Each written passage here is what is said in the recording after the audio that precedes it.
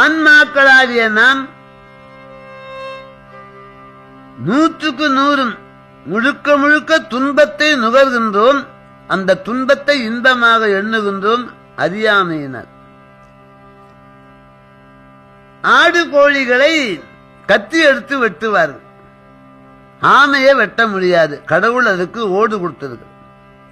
இறைவனுடைய கருணை. மெதுவாக போகின்ற ஆமைக்கு ஓடு கொடுத்தார், தற்காப்பு.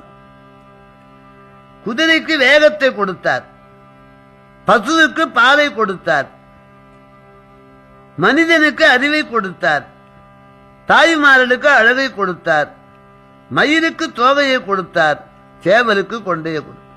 யானைக்கு தந்தத்தை கொடுத்தார். இதெல்லாம் சுவாமி கொடுத்த பரிசுகள். ஆமை ரொம்ப மெது.